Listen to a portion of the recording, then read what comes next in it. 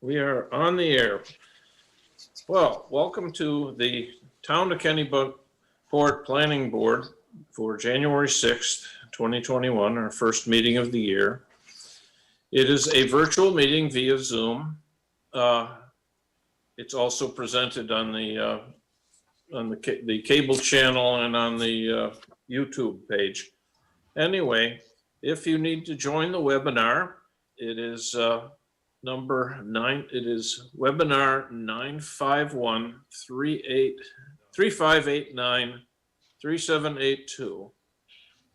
And you can get there obviously with the Zoom app on anything, or you can get there by dialing in and connecting on the phone. The phone number is 929-205-6099. And then you have to type that same webinar number that I just said. Okay, this will be a public hearing, and once I finish a few other things, I'll give you some tips on the public hearing. But the first step is the attendance. And I'm here. And Nina, I see Nina. Here. Scott. Yeah, Scott. Here. Ed. Yes, here. Larry. Here. George. Here. And John. Here. Super, we're all here. Okay, first step is the approval of minutes.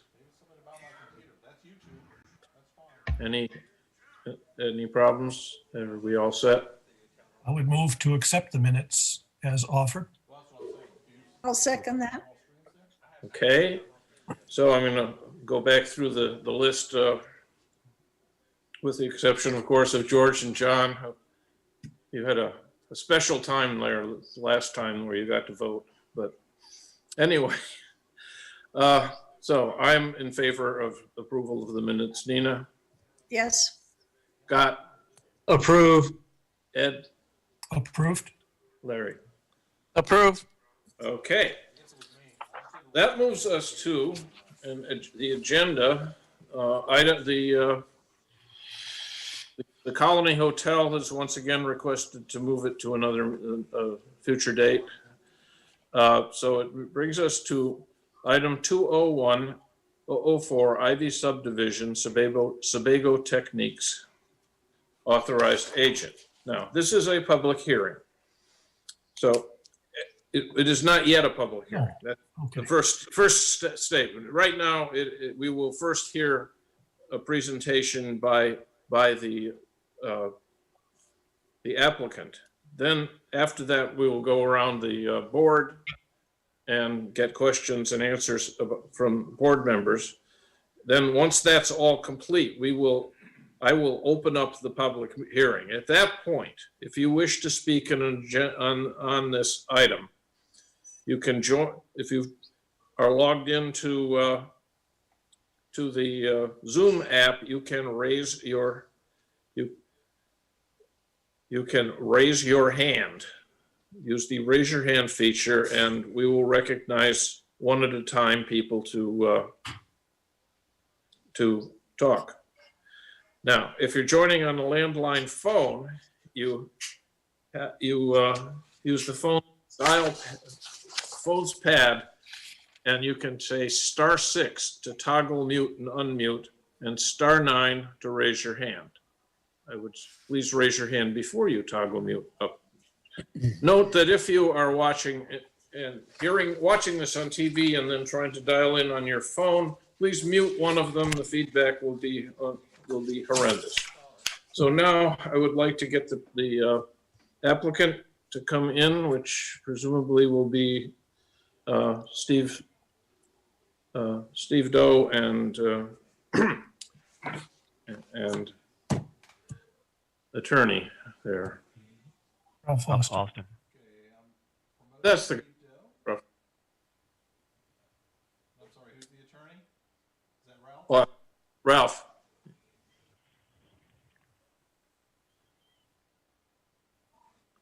That looks like Steve Doe.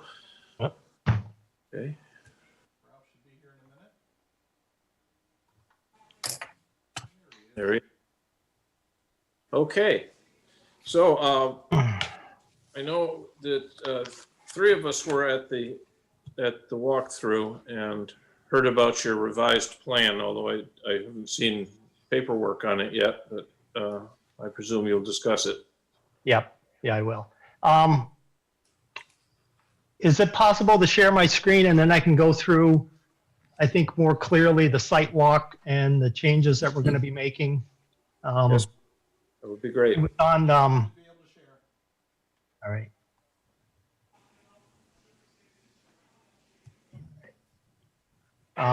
Can you see my screen? Yes. Yep.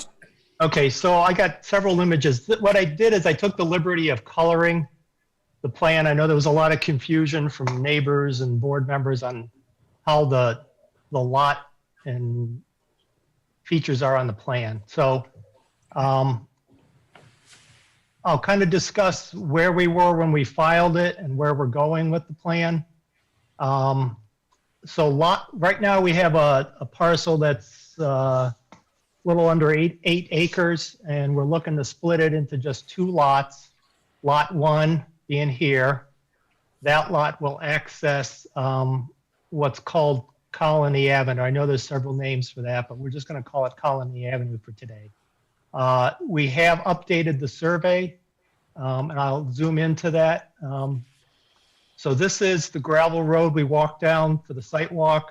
The loop drive is here. We've captured what is on our land. We didn't go onto the abutters land to locate that, but this is the loop driveway that goes around like that. So we had a driveway that was going to come off right in here to access lot 1. Based on the site walk, discussions, with the neighbors and all, we're going to look to reconfigure that driveway so it comes here instead of off what appears to be the Perkins driveway. This is going to be a greater wetland impact, but I'll talk about how we're going to mitigate that as we move through the design. But anyway, this is what we're going to propose to come in with the driveway. There was comments from one of the neighbors about potentially this wetland impact would be with a wetland of special significance. It's not. This is the shoreland zone right here, this line. Wetlands within the shoreland zone are wetlands of special significance. We are actually outside of that zone, so it doesn't classify as a wetland of special significance. Lot 1 will be served by public water. Public water will come down this side of the road. We'll bring it down this new driveway into the lot. Sewer for lots 1 and 2 will also come from the sewer station right here at Arlington and Main Street. That will be a force main for each lot that will come down the road, come down our driveway, and follow the orange, which is an easement. So it'll branch off to serve lot 1, and then the sewer will continue to lot 2. To mitigate this additional wetland, which is what I've highlighted in kind of a green, we're going to look at if we can eliminate this crossing here. This is the vernal pool that's out there, which is in this open space. There's a very narrow crossing, or there's a crossing right here that we could cross at. And I think that's what we're going to propose, that this driveway, instead of coming through here, will now come here and cross over. And we'll modify this open space and cut that off so that this becomes part of lot 1. So we basically eliminate this wetland impact. We'll also look at whether we can minimize this one, and this one over here. So hopefully we can be at the same impact that we have under this current proposal. Let me kind of zoom out. and I'll talk about Lot 2. So Lot 2 is smaller than Lot 1, and it will be accessed from Endcliff. And the original proposal had, let me kind of back up here, the Chickadee Trust Plan. So this is Endcliff, this is Poets Lane, and if the board remembers, this was the improvement to Endcliff for the Chickadee Trust, and they had a hammerhead turnaround right here. Our property is right over here. I'm going to go back to our plan. Just so you know, we're going to rebuild or build this section of road as it's designed, short of this hammerhead. So now going back, so we're continuing here. The original plan, we were going to connect kind of an emergency access to the old Fort Inn. We're not going to do that now based on concerns from neighbors. So I'll zoom into that. Find my cursors. Zoom down.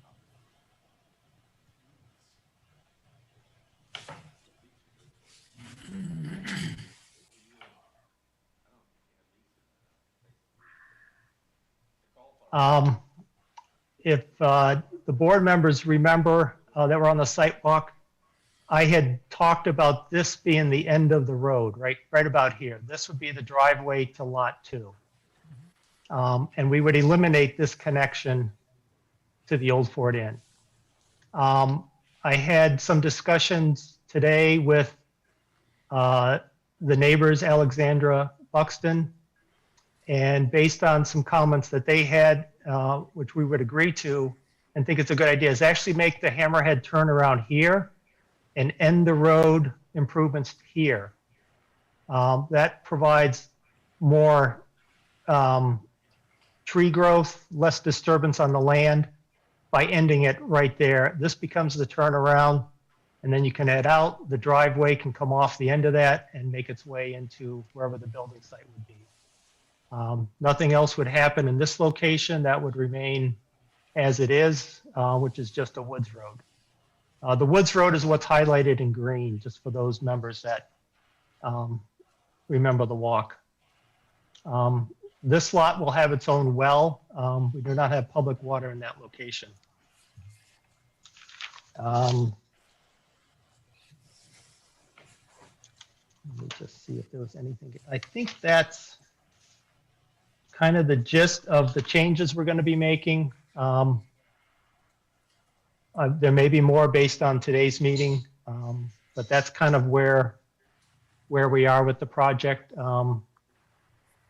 I'd be happy to answer any questions, or if Ralph has any comments. This is Ralph Austin. I think the only comment I wanted to make was just, and Steve alluded to this, that we've been working with the residents along Incliff Road with their attorneys, and then Steve met today with the abutter, Alexander Buxton. We've addressed, they've made us known of a number of concerns they have, and we've been working to address those. And just think it's important for the board to know that. Just before you leave this picture, Steve, I see Lot 2 is outlined in red, and then there's a L-shaped area. Yes. It's also, can you talk about that? Yeah, so this is, and this L shape will be part of Lot 2. Oh. I've kind of highlighted it differently and described it because this section here is the Endcliff Road right-of-way that's existing today. Yeah. This is the existing Central Avenue right-of-way. Right. So these are all basically right-of-ways. Then it continues as a 20-foot wide down into here. So that's I've kind of highlighted it differently than say a lot, but this will be part of Lot 2. Correct. So I'm a little confused, but it sort of gets into the main question I had, and some of the early letters from abutters hit on this issue. Maybe you could help just by saying something about ownership of the right-of-ways historically, and what rights this property has to those rights of ways, and what obligations it has to those right of ways. Like, how do you how are you authorized to pave that right of way? I didn't think it belonged to the applicant. But I may be just confused on that. Can you help me out? Steve, you want me to? Yeah, if you don't mind, Ralph. Yeah, this property is part of a 1980 subdivision. Right. I have that plan if you want me to. Yeah, it's Lot F on that subdivision and Incliff Road and what Steve called Colony Avenue, which I think was known as Kings Highway back then. They're all streets on or roads on that subdivision plan. So as a lot on the plan, we have the right to use those roads. To use them, Right. but you don't have ownership of them. Well, to the, None of the abutters do. In fact, that was what I was sort of freaking out a little bit about, is that some of the abutters were getting upset saying, hey, it looks like the town wants to take our roads and we own these roads. And it didn't seem to me that their deeds gave them the right of ownership either. well, they're private roads. Yes. Because the town doesn't have any rights in them any further. The abutters own to the center line of each side. Oh, Um, that wasn't I clear at don't- all from the deeds. In fact, one of the reference ones from 93 that one of the abutters sent said that the lot explicitly excluded the right of way and Yeah. Cliff Road. Ralph, I would say that the Colony Avenue, that is a private road, and I don't know if would they really own to the center line, or is that was part of the 1980s or 1980s subdivision plan? It was shown on the 1980 subdivision plan. Prior to that, the Kennebunkport Seashore Company owned both sides of that road, and therefore that owned that area. I mean, I obviously can't do it. I don't want to belabor it. I just know that Yeah. what I read on the last findings that Steve and Ralph, I think you included with this application, where it said the rights to and ownership of Endcliff is uncertain. And it may be that Seacoast never really allocated it.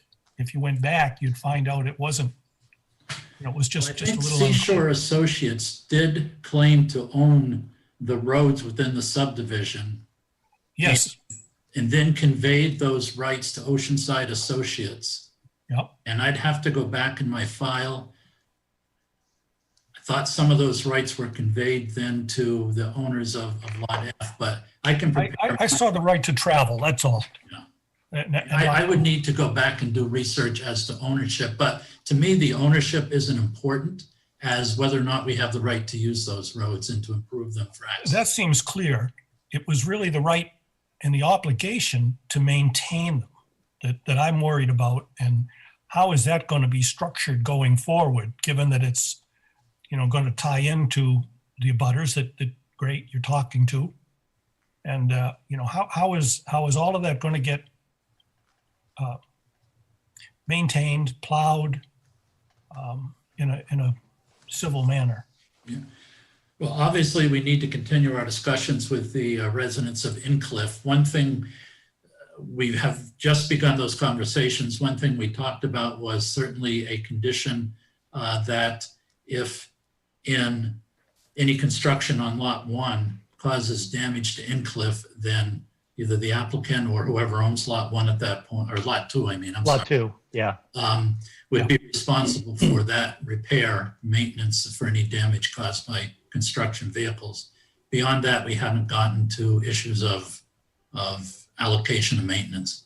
Would you envision a road maintenance agreement that included all of the abutters on Endcliff by approval time? A lot of that depends upon the Incliff residents. I don't know.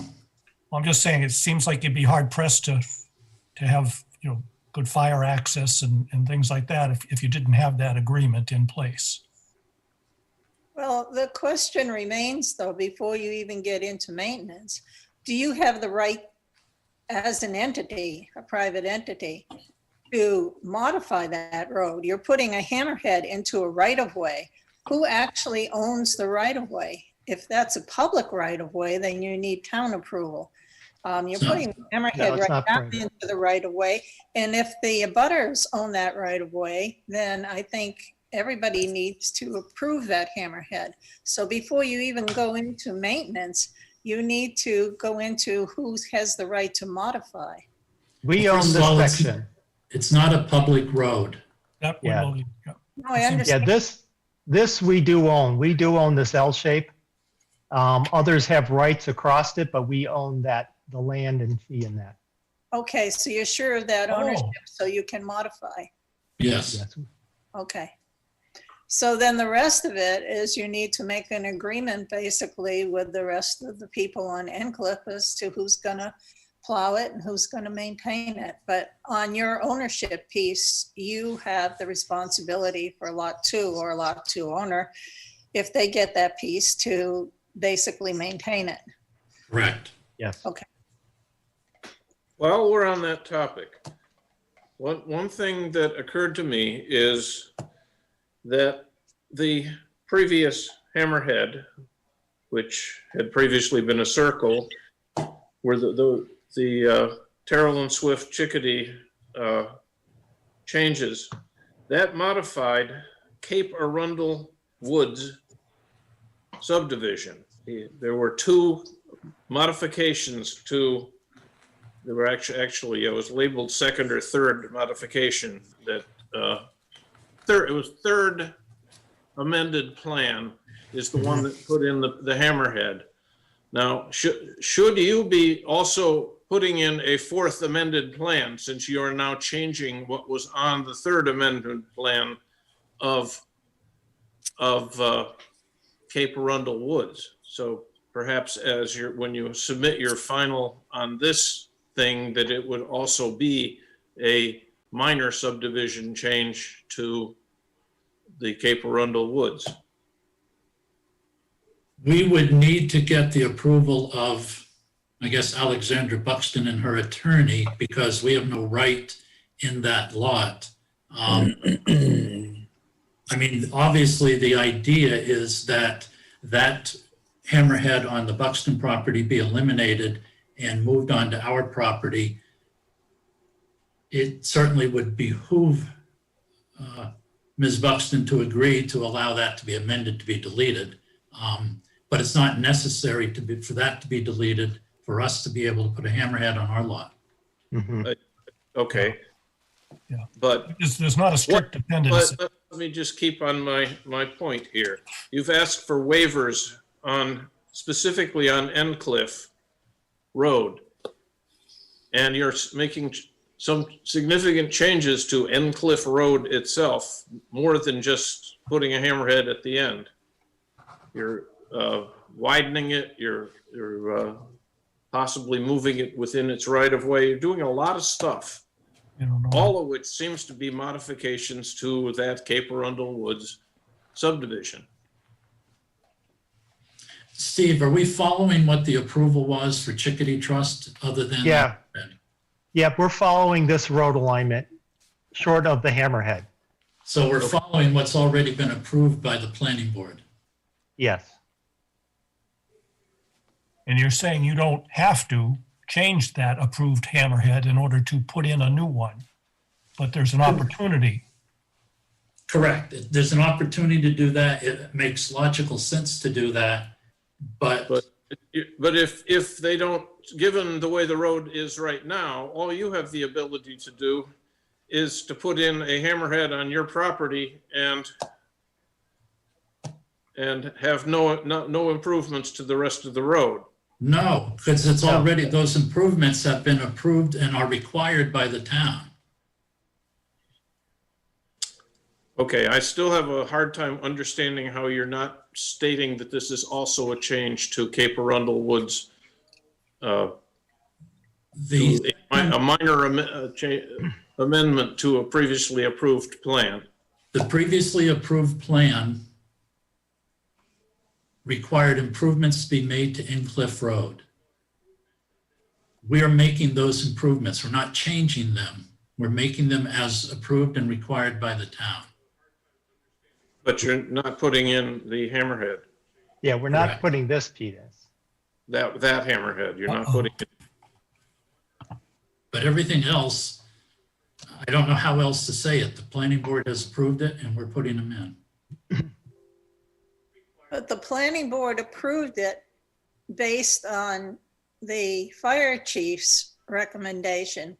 And because you're omitting the hammerhead, even though it's on private land, you are making a minor change to that particular application. We'll talk with the abutter. As I said, as a practical matter, it makes sense to file an amendment. Alternatively, Warner can require that hammerhead go in, which makes no sense. Right, well, it'd be probably more proper to file an amendment there and cite the reasons for a minor amendment. Don't disagree with you, Nope, I agree too. but we can't do it on our own. Okay, Now, the second, the other half of that, since we're talking about Cliff Road, as it is currently approved, is it less than 1,000 linear feet, or whatever the requirement is there? It is over 1,000 feet. So we did not follow we did not give a waiver when we. Oh, for Chickadee? For Chickadee. That I don't remember. I'd have to look at that. I'm looking through my application for this current one. and Yeah, seeing- now we're saying it's 1,200, so it's gonna be a We're saying little less than that perhaps, but comparable. If ours states it's 1,200, then the Chickadees was longer than that. Longer than 1,000. Yeah, it was over 1,000. Okay, so this guy, so this guy named Doe, when he put this together, didn't ask for a waiver. I believe I would have. It would have been in the application. Okay. I don't remember that far back. It's not in the wasn't findings, that's all he's Fact, saying. That's all. I didn't see it in the finding of facts. That's about You what I didn't? could, Okay, what I could get a hold of easily. All right. all right. I will check in on that. Thank you.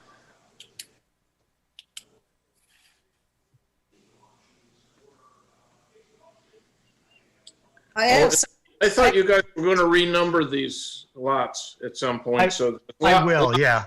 Gimbal, isn't it? Yeah, once I get back to the revised drawing, I'll go back to that now.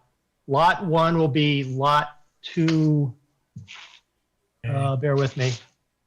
We're going to call that 2A, and Lot 2 will be 2B. Okay, Gimbals was Lot 1, which is over here. okay. Got it. And the open space is then, how is that being held? That will be an ownership by the 2 lot owners, Okay, shared ownership. shared ownership. Okay.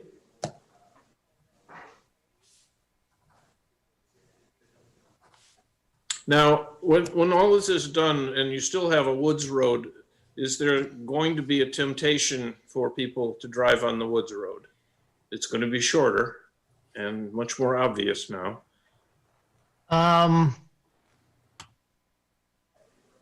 It's not the best place to drive over unless you got a Right. truck. Whether we could plant trees in it or, you know, once we get done with this hammerhead, there's going to be a grade change from here. Let me zoom in just so we can look at it closer.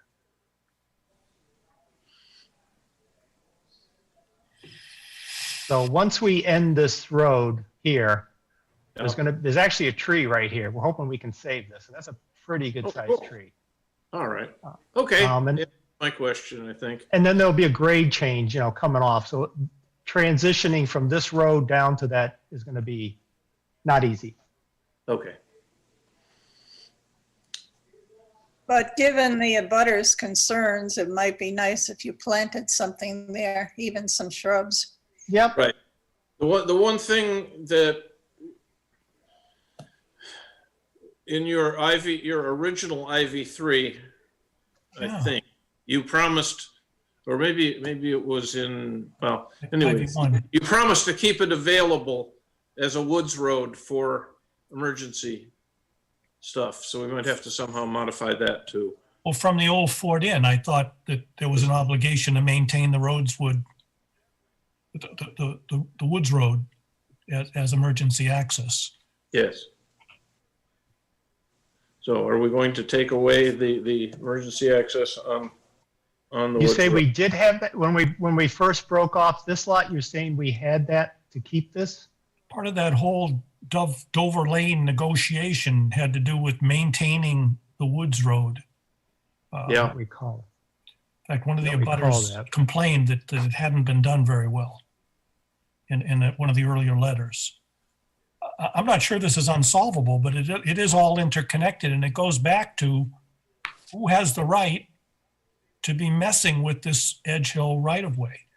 You know, to me, that IV1, it's not clear to me that they own that woods road. They have the right of passage on it, They have the right of passage. but do they have the right to pave it if they ever wanted to, for example?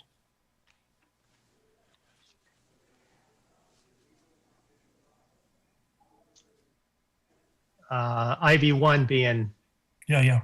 the old Ford Inn.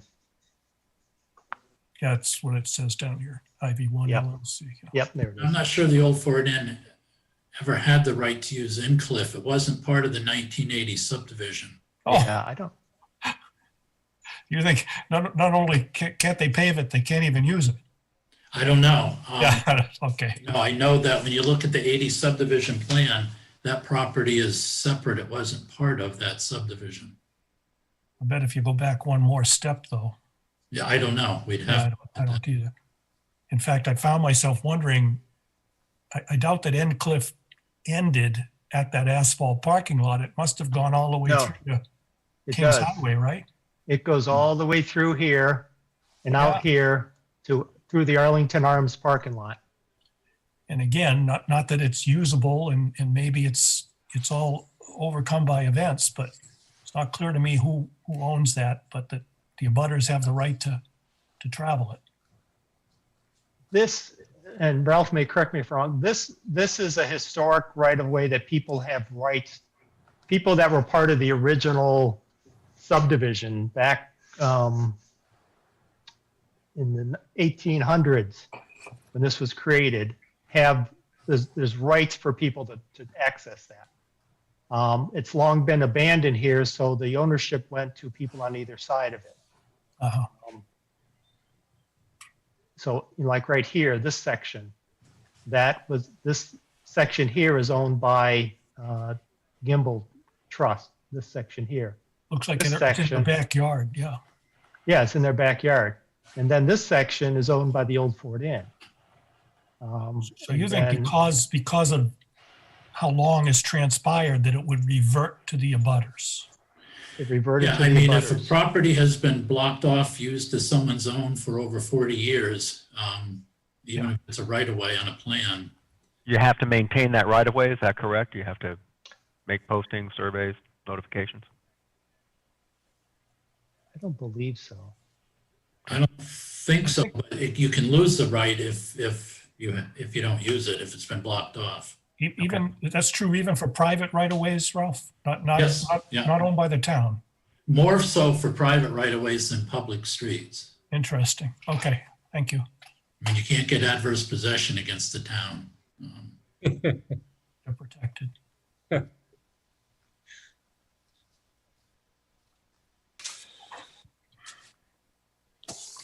Okay, I found in the minutes of a meeting from 2012 that approved IV3 that you were already talking about keeping the Woods Road passable.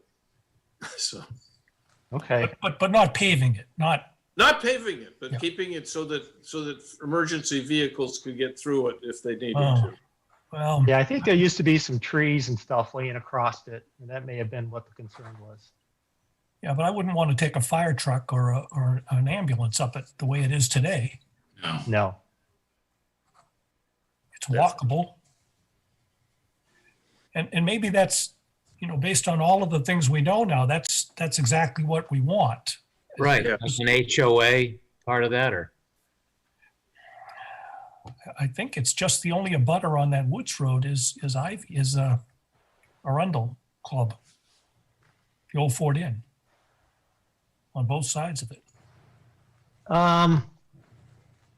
until you get There's down to lot 2. there's a different owner here. I see. Yeah, Old Fort Inn comes here and down. This is a private landowner here.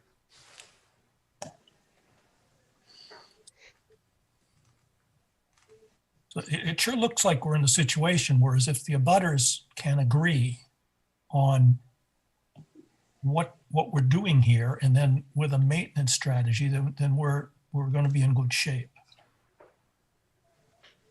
Is the intention to do the development improvements to the properties immediately? Or I mean, what if you do that and no one purchased these for quite some time, and what happens to maintenance? I think the intent is for lot 2 is we would do the improvements to gain access to that lot. Okay. And then maintain it. Lot, And then And- maintain. yeah, yep. Lot 1, there's really not much to lot 1 other than, a water line and a sewer line. So those kind of improvements would probably not happen until the lot is actually sold, Okay. Well, you're going to pave the driveway though before the lot was sold? For lot 1, Yes. no, we wouldn't do that. Okay. We're showing where the driveway would come. We would leave that up to them to make that improvement in case they want to make a change. All you're going to do is name it. When you say name it, Name that driveway. According to the fire chief, he's asking you to name it. oh, this section here, No, the driveway. this driveway. That's what did I read that letter wrong? That's what I thought the fire chief asked for. Name? I remember he asked for a turnaround. I'll reread that. Would you, Steve? That's how I took it. Okay. Just one of the details that, Maybe we Okay. can have a contest. oh, let's not do that. I mean, right now, the Perkins house has got a street number on South Main. So, or Arlington, I don't even know which. Colony. Was No, I he mean- referring to, was he referring to what's called Perkins Way? Or was Well, he I don't- referring? No, I'm I don't saying think that so. I'm looking for the letter here. I'm coming I up think the short. Perkins have a mailbox out there Actually, on South Main or Arlington. Yeah, I have his letter here, so. And Here it is. But no frontage. The street ordinance does not require naming this driveway / row right-of-way, but based on the location and length of the right-of-way proposed for this house location, I would like this right-of-way to be named. Says the, so maybe I'm. No, but I understand. Yeah. Read it again. You had the conversation with him, so I don't. No, I'm reading what he said. I'll get a hold of Chief Everett and clarify that. Because otherwise, he's already got a name on the other part of it, right? Why is he Yeah. asking for a name? Yeah, I'll clarify that with him. Okay. I have several questions about that drive.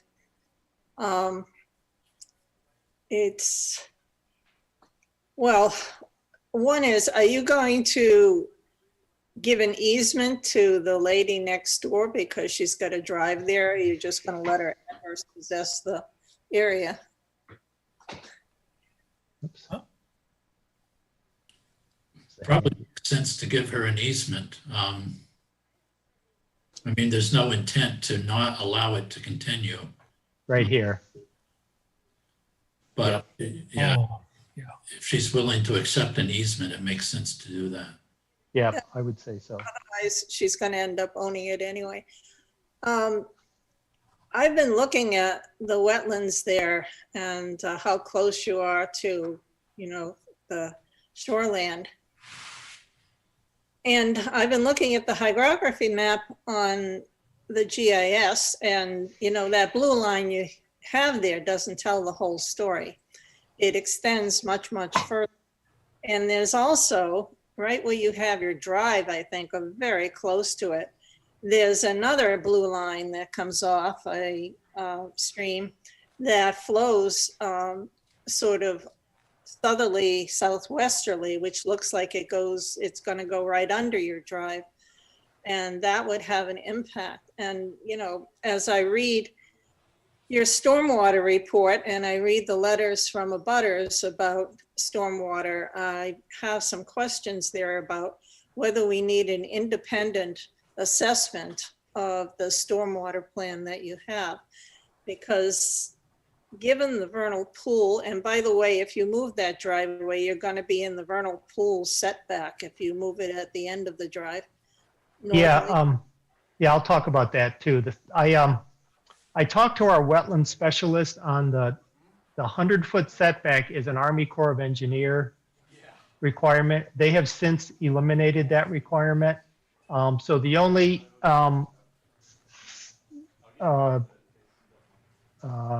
setback we have is, or not even a setback, it's the DEP has a 250-foot buffer for vernal pools, significant vernal pools. Which And goes with right to lot 1, right in And there, and within the 250, so we have the 250s out here. right? So within that 250, Oh, yeah. under a permit by rule, we can't disturb any more than 25% of the land area around that. Well, where your drive ends there, where are you going to put a house? Well, Because there is a large area around that. So I see the house being situated up in here, kind of on the edge of that. in I think, the vernal pool buffer. yes, you can disturb within 25% of the entire area of the vernal pool. That's under the state regulations. And what they're trying to do is preserve the wooded habitat, which is what the amphibians are looking for. That's their goal, is to save the trees and the habitat. And there's substantial habitat, especially in the open space. Oops, turning it blue on you. We got the substantial habitat here. All of this, I don't see being impacted. And that's just on our land. There's still, if you look, and there's still habitat way out here. So where are your wooded areas in there? Well, this whole site is wooded. Yeah. And so when this lot 1 is developed, they will be restricted to not impacting any more than 25% of this area. And that will include this road coming in, the sewer easement. So that's going to really limit them and probably push them up into here to develop that lot. Okay, well, the other thing that bothers me about this, in reading and looking at the GIS map and looking at your buffer zones and reading your stormwater report, I also noted that you noticed a lot of trees that are over 16 inches diameter. And when you put in and build a house and a drive, you may be taking out some of those trees, which would have another slice of stormwater impact because they're responsible for taking up a lot of water. And as we go into climate change, we're getting more and more runoff from the fact that we're getting rain instead of snow. This all impacts together. And that's why, one, I think you need to take a look at where that drive is, and the drain or stream that's running off that looks like it's very, very close to that. And that's going southwesterly. And also, I think you need to have an independent stormwater assessment on what you want to do in there. Because all those things come together as to whether you're going to have flooding in that area. You've got high spots and low spots and drainage going all over the place in there. Yeah, so this wetland here drains out this way. This area here drains out this way to the culvert here and then into Fairview Creek. Yes, but you Oh. also, it also looks like it drains down along that road from where you access from Colony Ave, where that blue line crosses. It looks Yep. like there's another drain that comes off of that. The stream probably starts right here at this wooden bridge behind Perkins. That's where the stream, if it starts there, flows this way to here. Then there's the culvert, and then you got the Fairfield Creek. That's where Oh. everything heads. Way before that, there's Up another, in here? no, come past the Perkins, right up to your Mhm. blue line, right up to your blue line, right where your drive is, Yep. and then go southwesterly from there. So, Yeah, Down And and it- to the left. down into, not to the left of that picture, but just take it straight down from that picture. from Okay. here down here? Yes, yes, it looks like there's drainage there as well. If you go Yeah, to the this, maps. yeah, everything, this whole area drains into this area here. Yeah, but it connects to that blue line up there.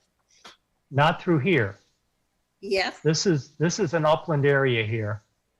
well, This this, area here ponds, and then it flows this way, and then it comes around that way. but This is an old filled area. well, maybe, possibly that GIS map was done before it was filled, but I think you better go back and look at it on the town website. I've walked this many times since many, many years, and this is like a upland plateau, very flat. And I've been out there during rain events where this is all ponded up and it's pinched right here, and it flows this way, and then it comes back around. Well, I don't think it's a good idea to get drives any closer to vernal pools than you have to because of the wildlife and the botanical impact. But I also think you need to look at that GIS map and see if there's Okay. anything there that's going to impact your drive. I also think because of the flooding issue, the possibility of the stormwater runoff, if you take trees out of there, the assessment of where those trees are, I think you need to have an independent stormwater assessment. Which is something we usually request anyway. I mean, Yeah. to Acorn to take a look at it. Right.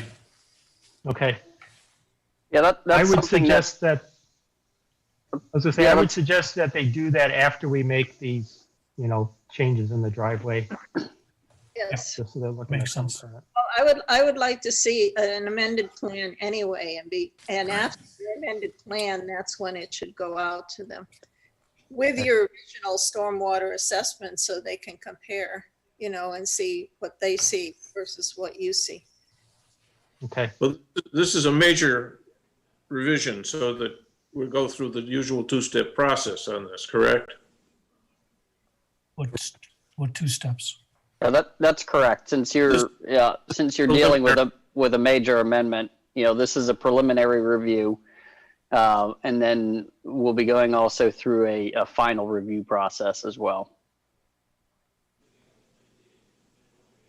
And I also noticed that you had a wildlife report, DIFW.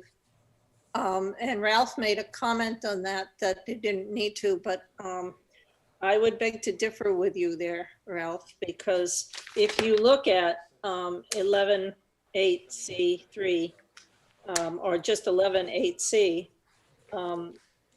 there's significant wildlife habitat, and there's a need for such a report if the habitat areas, important ones, are identified in the comprehensive plan. And if you go back to the comprehensive plan, I think you'd find there are some significant wildlife areas in there. And so you did need that report, just as an aside. But you can argue that with me if you like. No, I'm going to ask Steve to take a look at that portion of the comprehensive plan. Okay.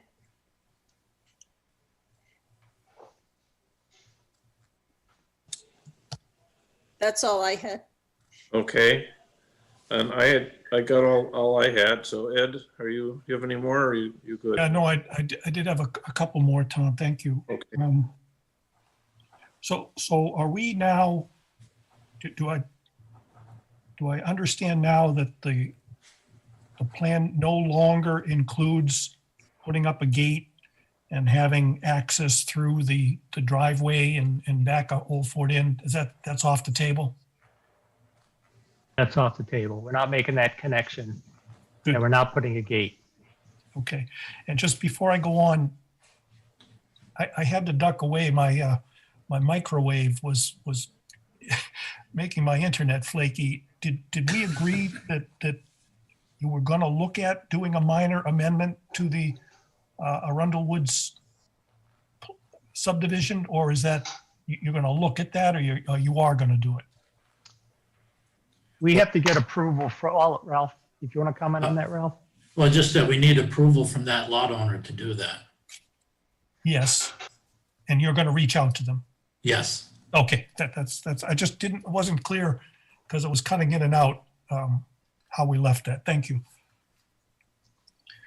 Can I ask, in your dealings with the abutters, do you understand how those two roads that we're talking about, both Perkins and Endcliff, are maintained today? What agreements are in place, like for snow blowing? I don't know. Okay, so could we have an action that said, before, to get this approved, we need to have some sort of road maintenance plan agreed to?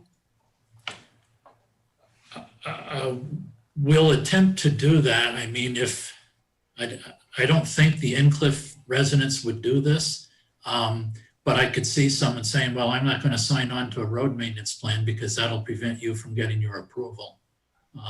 Okay, so let me not put it quite the way I did then, but rather ask you to reach out and attempt to have an approach in place. Definitely. I think that makes sense. And they may have something in place. I don't know. There was an allusion to things that were in place now, but it was just that. Yeah. So if you would, that would be most helpful. And again, I think it goes to fire safety and probably emergency vehicle safety. That the entire road be worked. And I think where you sell this lot to is going to want to know that he doesn't have to plow the whole road, or if he does have to plow the whole road, that he knows that. Exactly. Yeah. So whatever that is just needs to be clear. And similarly on the Perkins end of it, to lot one. Yeah. What's in place there today. While we're talking about that, have you given any thought to the signage on the Perkins Colony Ave area? Right now, it's a personal sign that Mr. Perkins or Mrs. Perkins has put up. And will you, as part of this, put up a private road town sanctioned signage and then we agree on what the heck the name of that is? I would think that's a good idea. There's actually was a comment from one of the abutters during the site walk that there's not even a stop sign there. So you got Spring Valley folks coming down, you got Mrs. Perkins, coming out. There's no stop sign. So I think we would at least have a stop sign on whatever this road is and get a private road sign installed there. Formalize that. And how does that work? Do you speak with the police department on replacement of that? Because I don't think you're going to want to put one on, but I'm not sure whether that's Arlington or whether that's still South Main at that point. But there is a sign coming up shortly thereafter, a stop sign. It's just tough because Spring Valley is such a sharp angle back, and that's really like a driveway as well. Yeah, it's not any wider than ours. I really was just thinking about the street sign and what are we going to call, what are you going to call that Perkins / Colony? And let's come away from this with a name. Yep. And So- some sort of sign that declares it. Werner? Yeah, so I've had conversations, with the chief, fire chief who works as, the addressing officer. Oh, And, so knowing that, knowing that this subdivision application was in motion, there is a desire, by the town to clarify what, the name of this particular road is. And so, but also knowing that we're in the midst of a subdivision process, I think that, that request will be pending, depending on the outcome of this application. so say a little more. Are you saying that, Sure, yes, because- you agree we need to have a name, but the fire chief needs to weigh in on it? That's correct, yes. Okay. So it's the, under town ordinance, road names, are approved by, there's a group of, town officials that weigh in on road naming requests. So it's a combination of, myself, the police chief, the fire chief, town manager, and public works, all weigh in on private road name requests, primarily for the purpose of making sure that there are no conflicts with already previously named streets. Like Colony Ave, Well, it's the part of other the Colony Ave, yeah. right, exactly, and part of the reason why Kings Highway and Kings Highway. I mean, the reason why you have Colony Ave is because it was really known as Kings Highway. And so, and then for a little while it was known as Old Kings Highway. And, then a decision was made that, it needed to have a different name altogether, for EMS purposes. So Is there any reason to think that this couldn't be resolved as part, in the time frame of dealing with this application, at least a notion of what the agreement would be? The final act, it'd be nice if it could happen for the final application. Doesn't have to happen for this today. well, I'd like to know, just for clarity's sake, for the other officials involved in this, what are we dealing with? Are we dealing with one lot, or are we dealing with two lots? Hence why I'm saying, pending the outcome of this application, if this application is denied, then I'm dealing with one house. If it's not, then I'm dealing with two.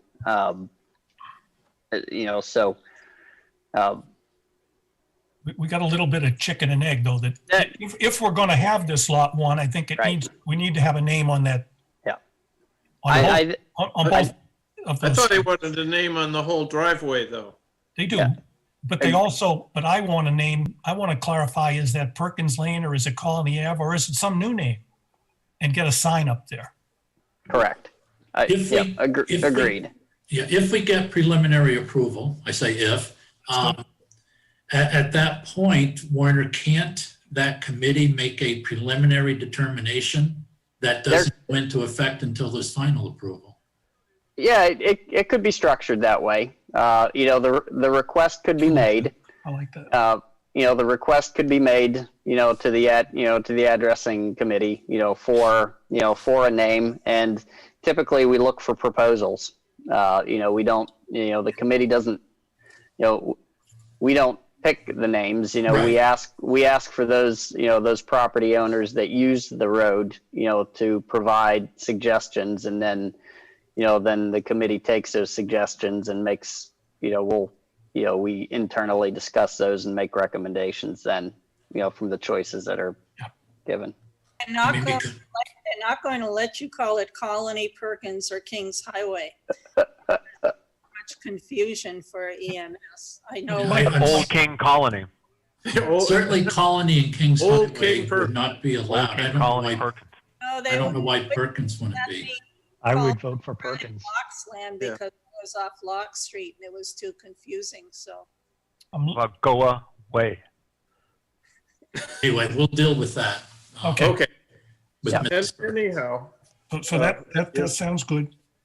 Ed, you have more? Yeah, I have a couple more. Keep going. You Sorry. say, do you have preliminary thoughts on blasting that will be done as part of this subdivision project? Not as part of what the lot owners might later do, but what you see being needed here. I don't see any happening down at this end, any blasting for those improvements. Yeah. Over here, possibly, let me go back to Chickadee's trust plan. So when they built this, there's possibly blasting right in here that I think we anticipated when Chickadee Trust, when this road was being built. Yeah. There's ledge over here that we were allowed, as noted here, we're allowed to not disturb this chunk of ledge and work the road around it and narrow it up a little bit. So anyway, I think there may be some blasting right here. This site has already been blasted, so I don't see any blasting there. But once we get onto our lot, possibly right in here, but hopefully we can, the ledge is very low. Yeah, I'm hoping we can just build the road right up over the top of it without blasting anything. okay. Couple more. What about fire hazards? On lot 1, it looks like there's a hydrant right out on, I'm going to call it South Main, but right out on the main road there. What about fighting a fire on the property on lot 2? Where would that water come from? They would bring it in, they would come in on Endcliff. There's a hydrant right at the end of Endcliff and Ocean Avenue. So even though that's 1,200 feet away, that's okay? That sounded Fire too chief long. looked at that. He doesn't address that in his letter, Steve. Well, he told me Sorry, that Dan. there's also a hydrant, there's a hydrant here at Dover Lane in Arlington. Yes, You know, so if he had to fight a fire here, he would probably bring a truck in this way, you know, to fight that lot, you know, he may come in this way not and he anymore. probably, well, he can come over here. He can come right over here behind the old Ford Inn. You know, if they Well, want I- to get in there, Well, that's an interesting you say that, because I know there's at least one abutter on Dover Lane that says that emergency vehicles are precluded from using Dover Lane. He was adamant about that. I'm not sure that I buy it, but that was the position. Ask him when his house burns, I guess. I'm just telling you that he Right. says that's, yeah, this Dover Lane turnaround was specifically provided to Right. provide for turnarounds for emergency vehicles. Emergency but vehicle. to not be able to go through into the old Fort Inn area. Well, fuel trucks and all, garbage trucks all come through this way to service the old Ford Inn. Commercial vehicles are okay. Yeah, that's the only way a fire truck's going to get in there because they can't come through the building through So here. I don't, like I say, I don't accept that position. I'm just saying it's All right. not a given. Okay. But and I just wanted to make sure that when all is said and done, Werner, that the police chief signs off on the nearest hydrant. Fire chief, yeah. The Fire fire chief, I beg your pardon. Okay. Where do these guys bring their trash? I know where Perkins brings his. He brings it out to South Main Street or Arlington. And is that where lot 1 would have to go, or do you think a trash truck's going to come up, private trash truck would come up their driveway? That I do not know. And similarly for lot 2. I have to pay for them to come down here on my road. And they will, though? They will go up Fox Run? They come up Fox Run, Okay. but it used to be a separate company did it, you Yeah. know, but they come up because we pay them, not because, That's to save my tax dollars, Tom. yeah. Well, then you're a private road too, I so, know that, but It used to be all private service till about 25 years ago. The town shifted over, almost 30 years. okay, so we don't know the answer to that. Now, couple of questions, and Steve, maybe this is when you redo these plans, there's some notes on there on the big sheet Note 20 talks about a fire lane that shall be maintained for year-round access, and I wondered if that wasn't overcome by events and should be revisited. Note 20. Oh, yeah. So maybe look at And that. I and also then see note 22 talking about the similarly, original subdivision. yeah, so I that think was- that needs to be touched. Yep. And then, let me see. Can we just briefly go through the waiver requests and make sure we understand them? The one is the dead end road greater than 1,000 feet. Is that strictly Endcliff that we're worried about there? Yes. And the driveway, is that longer than 1,000 feet? For lot one?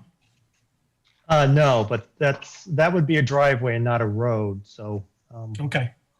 That's right. It's only got the one property on it. yeah. No, all these waivers should be, and I'm trying to find them in my booklet here, should be for Endcliff. They are. Okay, I'm good with that. I understand the roadway center line, sidewalks, curbing. The last one, the 20-foot wide paved surface, request 14-foot with 4-foot gravel shoulders. I guess I'm questioning why you're paving it all. We're not paving it. Oh, you're not? Okay, We're not paving. This would be gravel. because much of Endcliff already is gravel. Yes. All right, that makes sense. And where's that 20-foot come from? That, The you're saying 12 2B 2F, 20-foot wide paved surface. Maybe this is a Werner question. I had trouble finding that.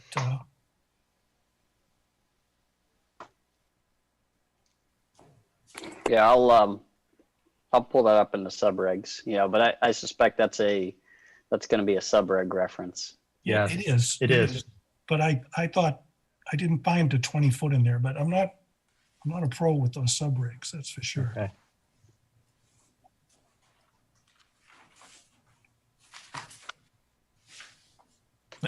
While Werner does that, Steve, could we just talk about general note 14 and whether or not that's all correct and pertinent?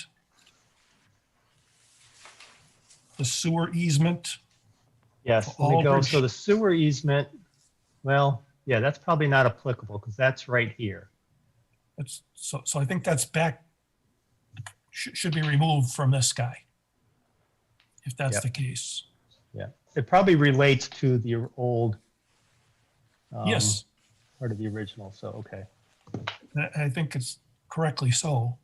When we were doing lot one, when you were doing lot one, what was the old lot one. The CMP easement, again, note 14, where's that?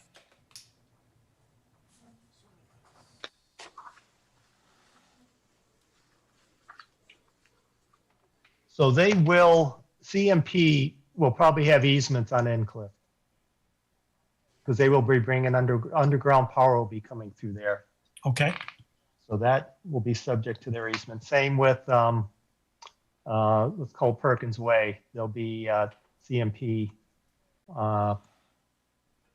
They'll come up in here, so they may have easements here. so maybe if I just leave it that note 14, if you just make sure you look at that when you touch this, and if it's appropriate, make the change. Okay. And then general note 4. Tell me about open space required total 15% equals 51,291. What is that requirement? That's in the subregs. I know you shouldn't have to be telling me, but. Yeah. apologies. For any subdivision, you have to provide 15% open space. Oh, We ran into this with Heritage Woods. I think it's a fairly new requirement in the ordinance. And then of the 15%, you have to have 1/3 of that Yep. as upland. okay. I'll find that reg. That's what I wasn't aware of. I just looked at the the width, road width is 18 feet for a I private, I found that, but I couldn't find anything for 20. and the 20 Yeah. is for public, minor public road. Private was 18. Okay. So anyway, maybe it's just a change. It's still a waiver, but it needs to be from 18 to 14. Yep. But you got 4-foot gravel shoulders. If it's a 14-foot wide road with 4-foot gravel shoulders, is that 14 plus 4 width? Yeah. What's different about the middle 14 feet, Steve? Is it what's under it? What's underneath?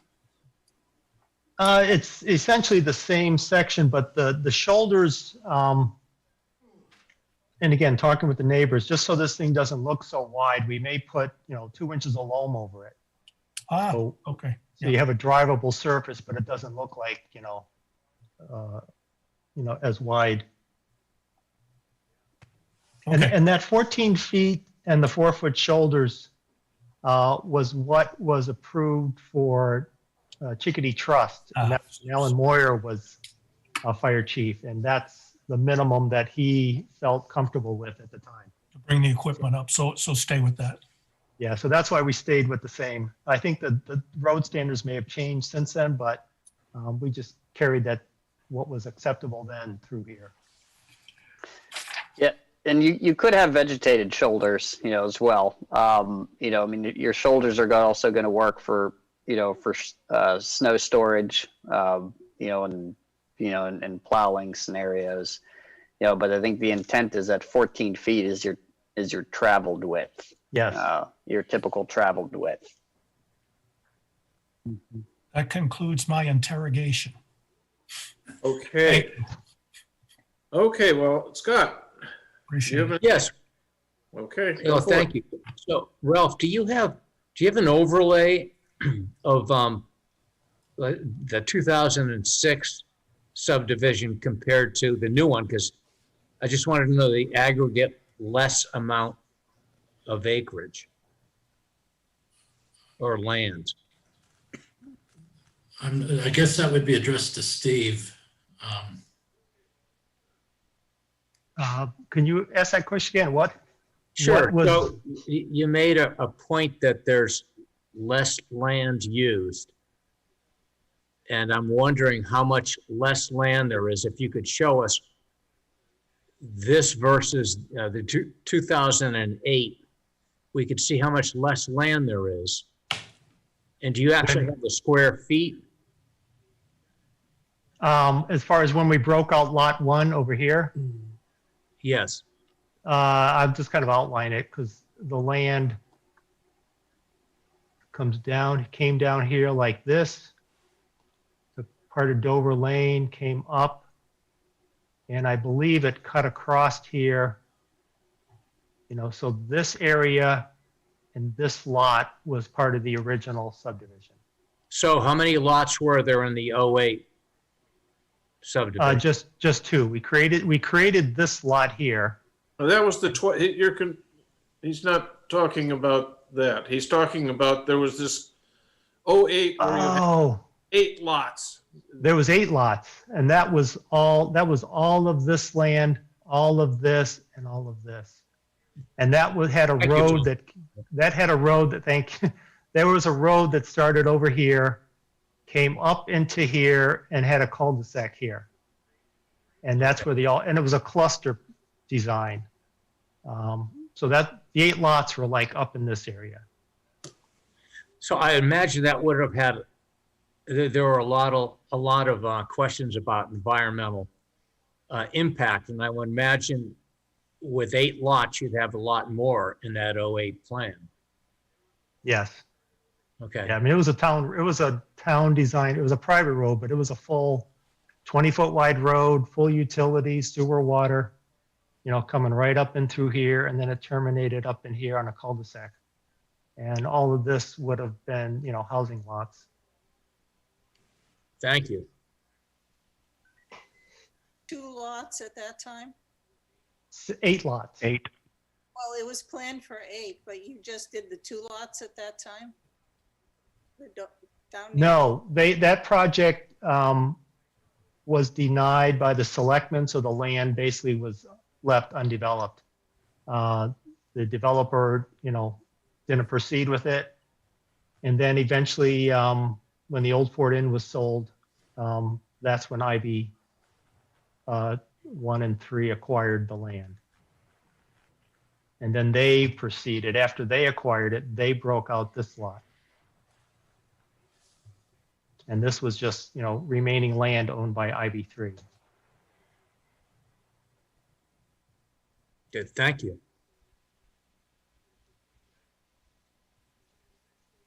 Go then, Scott. Yes, thank you. Okay, Ed, let's see, Larry. Okay, thanks, Tom. So can everybody hear me? Yes. Okay, so I've been listening to all this controversy about Incliff and, crossing the little blue line, the stream there. And so while I was sitting here looking at the map, a thought occurred to me. So here's my thought. Would there be any interest in reconfiguring this to extend Colony Avenue somewhere over to the east a few feet, then running a new road south right through where it says open space to the vicinity of a building lot, and then off of that road having a connecting spur that would run over to lot 2? That would eliminate all your problems with Incliff. You wouldn't have to worry about the turnaround out there. And You're talking you about then- coming here. Yep, come out there and then go straight south No. straight south through where it says open space, and then have another road off of that road. Yeah, just like that, and then have another road off that over to lot 2.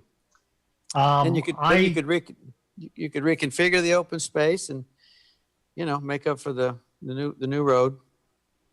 Well, I don't like that idea, not the downplay. This is Perkins' house. It's right on the right of way. Yeah. And, she's got a driveway there. Once you get past her house here, this is all undeveloped land. And it's, Yeah.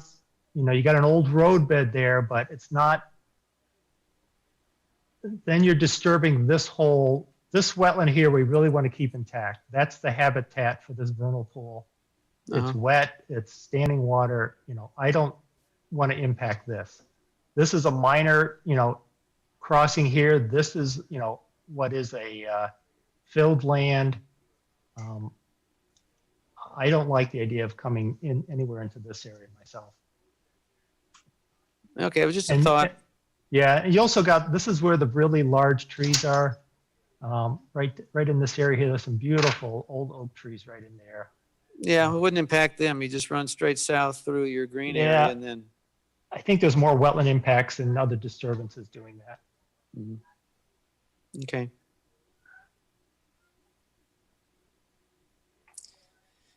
Okay, thanks. That's it. Okay, George, anything? No, not at this point, no. Good John? questions all around. Nope, nothing for me. Okay. So I am going to open up the public hearing, and hopefully we have some, I don't see anyone at this point. Oh, it says participant 30. Okay, yeah. All right.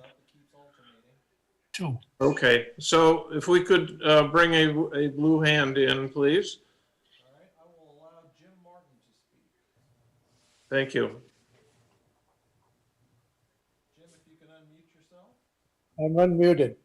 Yeah, Jim Martin, I'm in a butter. I wanted to correct a misstatement by someone, I forget who made it. And it's about developing 25% of the land in the 250-foot setback from the significant vernal pool. It's actually, according to the statute, you can only develop 25% of the land within that 250-foot setback that you own or control. Correct. And if you look at the plat, the 250-foot vernal pool setback goes up into lots owned by Stoneham Trust and Susan Buck. And the only way you can get 25% with this plan is to include land that they own and that the applicant does not own. And I'm looking, this came up in the Chickadee subdivision. And I'm looking at the Lower Village survey, which is part of that subdivision application. I'd like to see a similar calculation done for this one. Up in the upper central, there's area calculations, which lists the size of the lots and the lots to be divided. And then down in the lower left, there's another calculation, developed area chart. And if you dig that out and look at it, you'll see that the land in the developed area chart is 5,000 square feet larger than Mrs. Swift owned. And the only way she was able to reach the 25% calculation was to include 5,000 feet of my land. And so this kind of slipped by innocently, but I don't want to see that happen again in this application. So I'd like to see an area calculation and a developed area calculation. And they can only develop 25% of the land that Ivy owns, not including the other two folks I mentioned.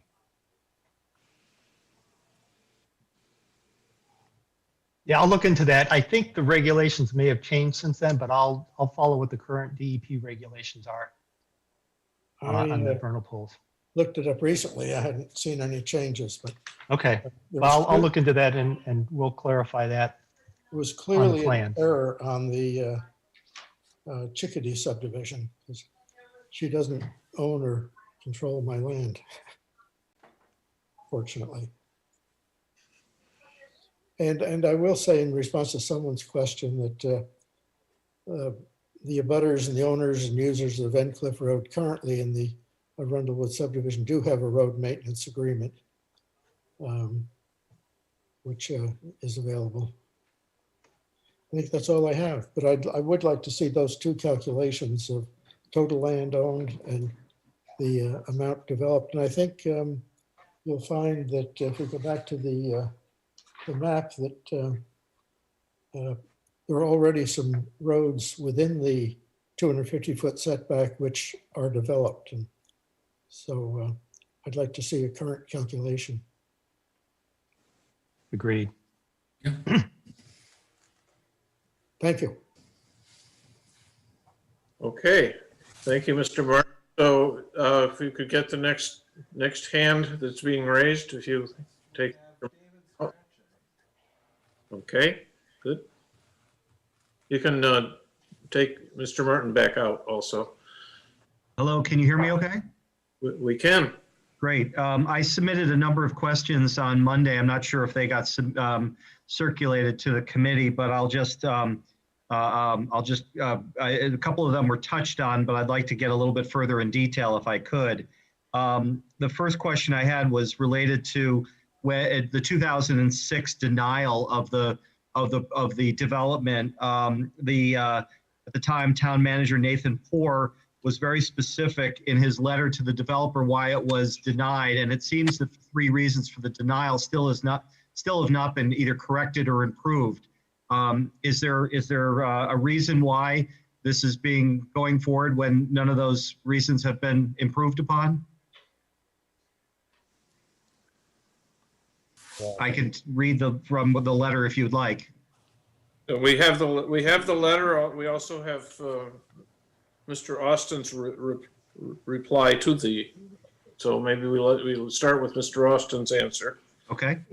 Sure, and I ran this by Steve Doe, so not all of it comes from me.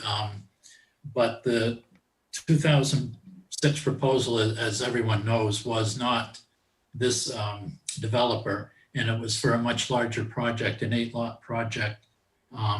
And it contemplated, and Steve would know more of the details, but significant changes to public streets. Some of them I remember from looking at the proposal where it was an island in Yes. Arlington, or Yes, so there was off-site improvements in Arlington Avenue, Main Street, and it was all within the public right-of-way. And there was also critical edge at the time, too. Yeah, and so the developer could not make those improvements, which were critical to the plan, without Board of Selectmen approval, and the Board of Selectmen did not approve it. We're not proposing any changes to the public streets. Additionally, at that time, there was a critical edge zone in town, and there was a question whether or not the road could be put through the critical edge, and the critical edge no longer exists. So it's apples and oranges to try and compare that 2006 denial to this project. But as Ms. Perlmutter pointed out accurately, there is still where the driveway and the improvement, the new driveway goes through a section of shorefront area, as shown on Mr. Doe's map. Steve can address that. I think it goes through wetlands, but I don't believe it goes through the shoreline zone. Well, there's a hyphenated line there that's a semicircle. I think it was pointed out that is considered what may be, I mean, I'll call it critical edge. I know that doesn't exist anymore, but Ms. Perlmutter, I think you said it was something else. It's shoreline zone. Anything from that arc line to Fairfield Creek is shoreline zone. And we're not doing any improvements in that zone. Okay. Thank you. My second question, again, will piggyback on what Ms. Perlmutter said, was about wildlife features here. And there doesn't seem to be anything in the application as required under Article 11B C3 about having a review by the Maine Department of Inland Fisheries and Wildlife. There was nothing in the report about that. Is that something that has been conducted and will be presented so the public can review? In Ralph's reply, we did contact Inland Fisheries and Wildlife. I inadvertently did not provide it in the application. Ralph submitted that report that we got from IF&W earlier this week. So that has been provided yesterday. So that has been provided. They did not have any critical habitat on the property identified. So.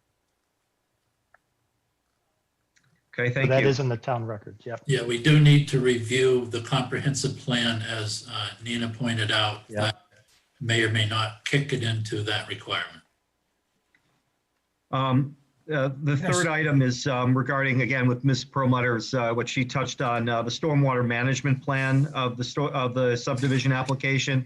How much landfill are you planning to use to conduct the driveway relative to that that existing, call it a waterway, creek, whatever you want to call it there? How much landfill do you intend to put in there? We're going to have to revisit that particular one. This is not in a flooding zone, but any culvert that we're going to be putting in there to cross that stream, there's standards that we have to meet. We have to maintain a fairly large culvert than what would be done for like a driveway. I think we're putting in like a 36-inch culvert. Don't quote me on that. I'd have to look at the drawings, but it's a fairly good sized culvert, and we have to have the culvert embedded so that we maintain a vegetated bottom in that culvert so that any wildlife or amphibians or anything can still pass through that.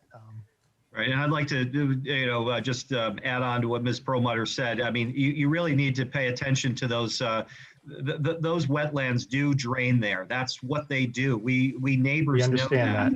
And that during the springtime is a raging river through that culvert, and it floods out.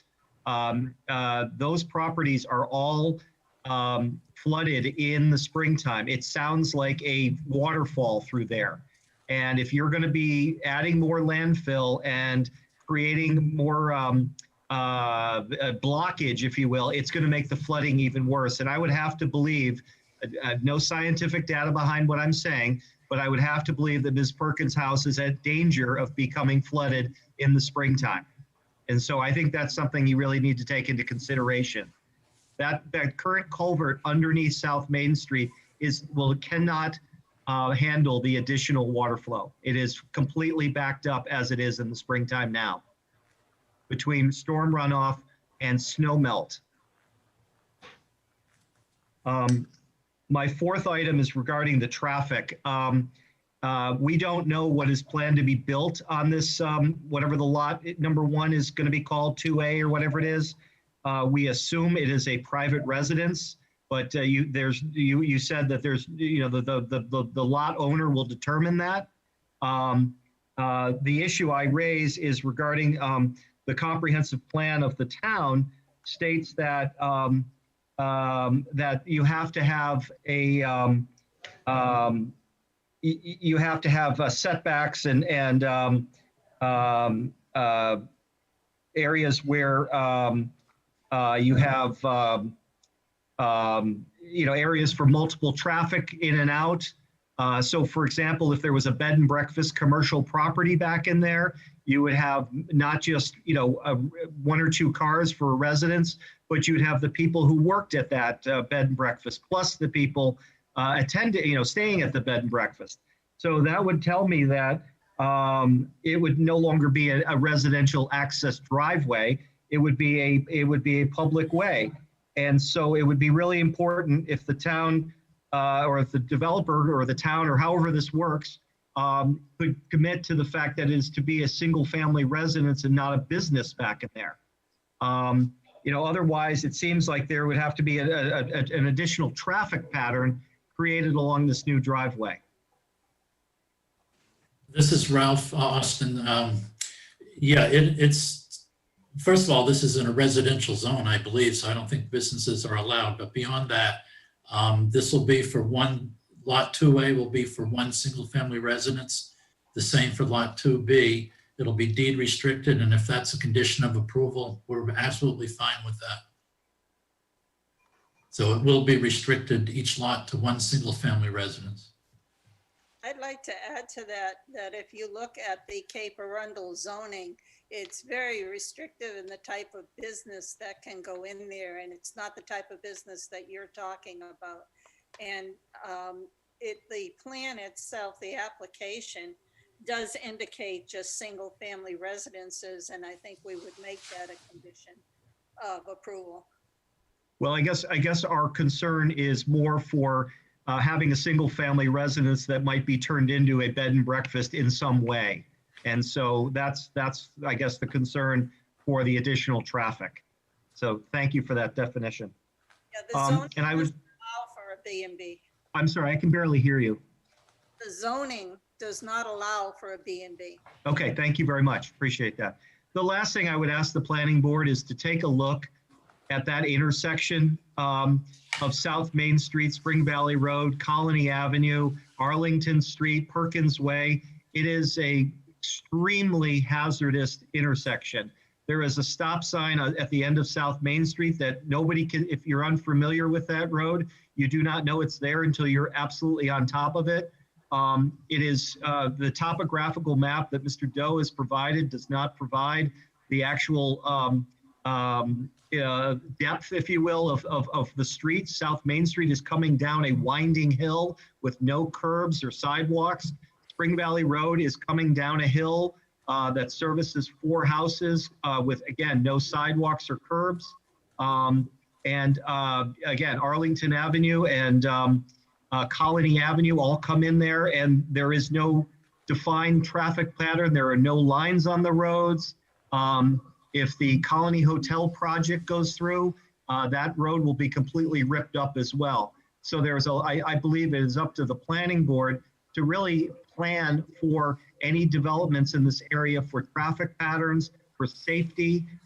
This is an area with a lot of people walking dogs. I believe, Mr. Francis, you said you walk through there quite often. I think Mr. Boak said you walk there quite often. You can see when cars come through there, you have to get out of your way.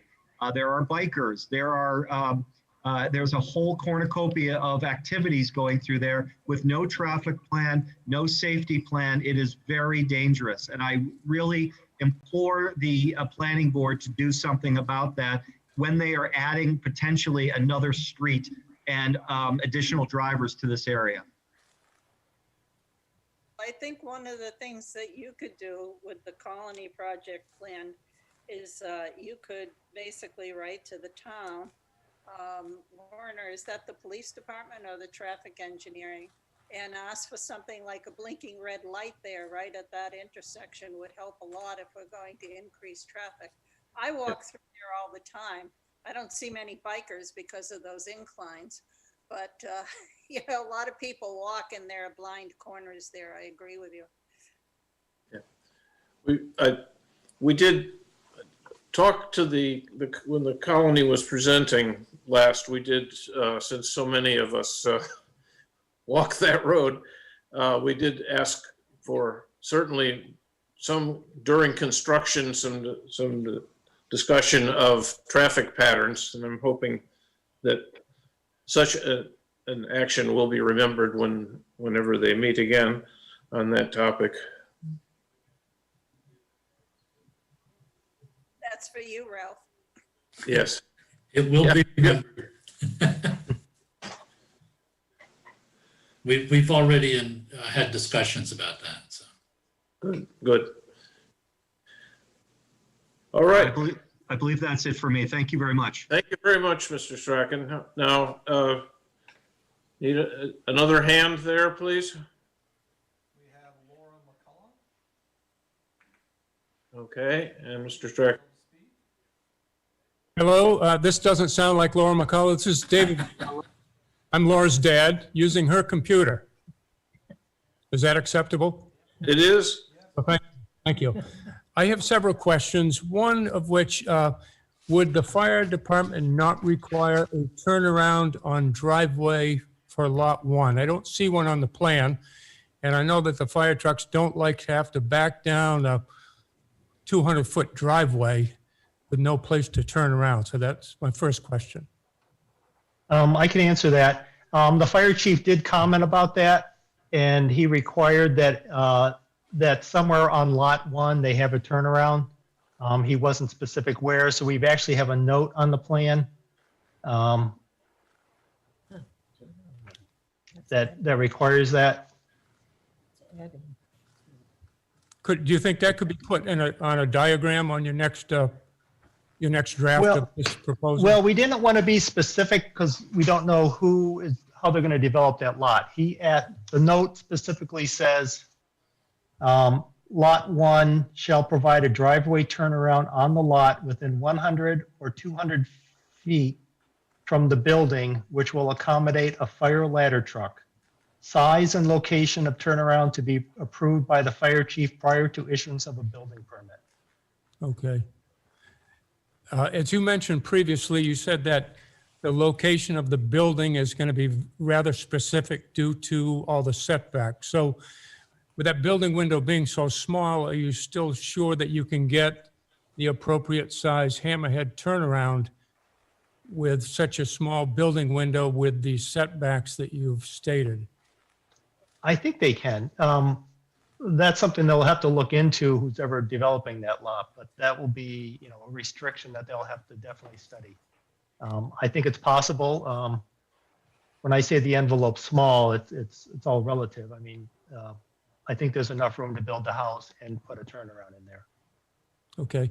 My next question is regarding Perkins Way that is currently gravel all the way up to, there's a basketball hoop for those of you who were there for the site walk, which is about 150 feet in. It's gravel, and then it turns to pavement for the Perkins roundabout, so to speak. It looks like your road is coming in, it was scheduled to come in about 140 feet, but now I believe a little bit less. Mm-hmm. And that would be paved, is that correct? We had not proposed to pave it. Okay. Okay.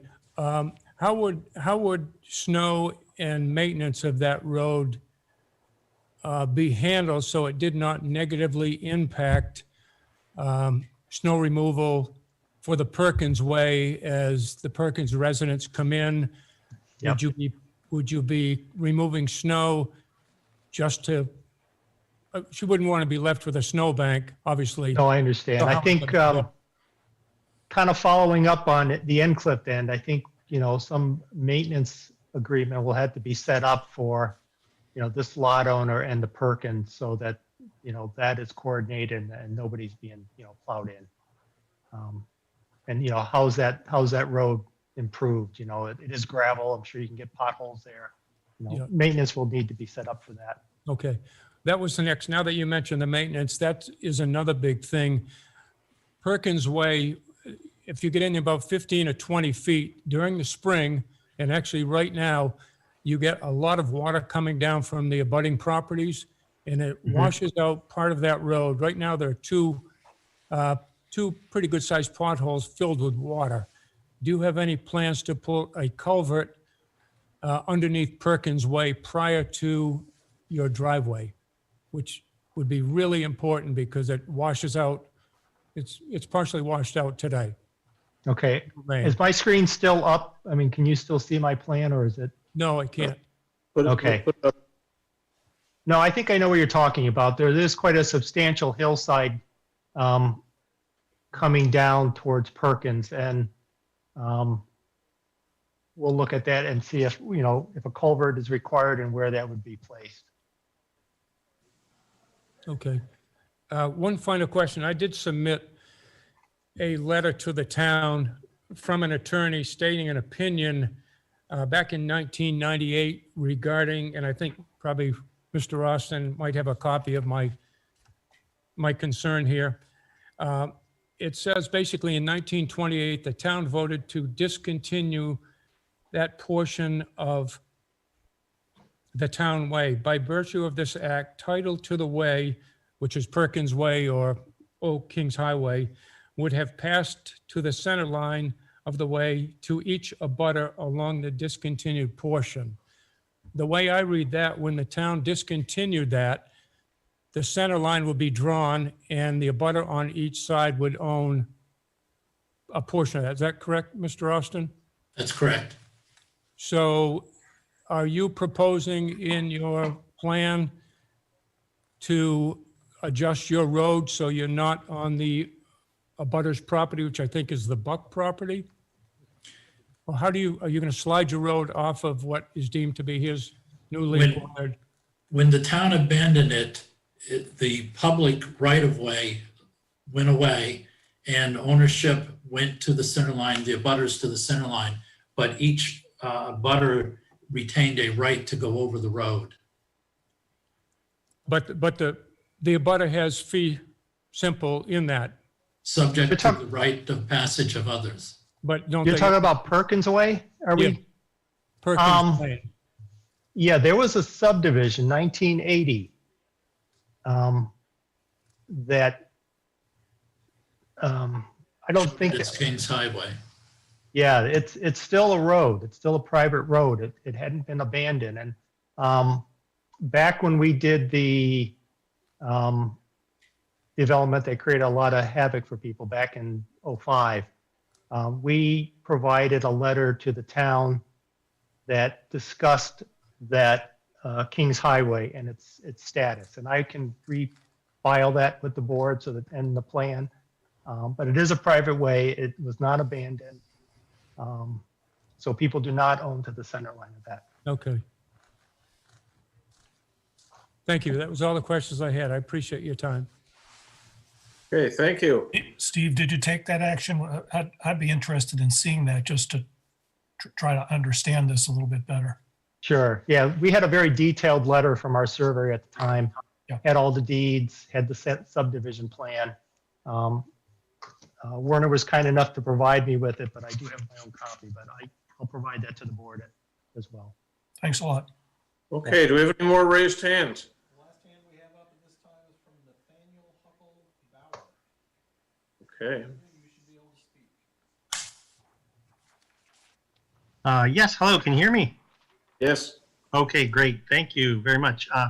Yeah, my name is Nathaniel Huckelbauer. I'm an attorney representing Tony and Rhonda Buxton and Alexandra Buxton, who are, you've heard a little bit about them as the abutters on Poets Lane and Endcliff Road, just next to what's shown as Lot 2 on the plan tonight. And so just wanted to raise a couple important concerns for them. First, did want to say thank you to Ralph and Steve and the applicant for working over the last few weeks to address some of the concerns. And I think we've got a little bit more time after tonight's meeting where we're going to continue to work on some of those, but do appreciate the progress we've made so far. You know, for the Buxtons, they are right there on Endcliff, and especially for Alexandra Buxton, the road Endcliff goes right by her lot and where her house is going to be. And this Lot 2 development really has the biggest impact on her. So, you know, one of the concerns is about blasting, and so far there's been a sort of a commitment to minimize blasting, but really want to stress trying to minimize it or to avoid blasting at all possible in improving Endcliff. Obviously, once someone else owns the lot, and if they need to do some blasting there, that's not something that can be addressed as part of this approval or tonight, but really to try to minimize blasting or eliminate it if at all possible, just to minimize the effect on the neighbors and on the natural environment in that area.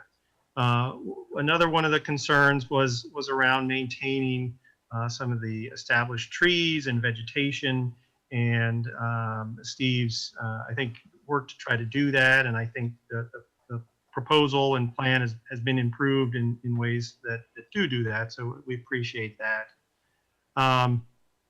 Really support the request to minimize the width of the road. If it could go even less, that would be preferred, but understand if the fire chief says no, it has to be a minimum of 14 feet of a traveled way.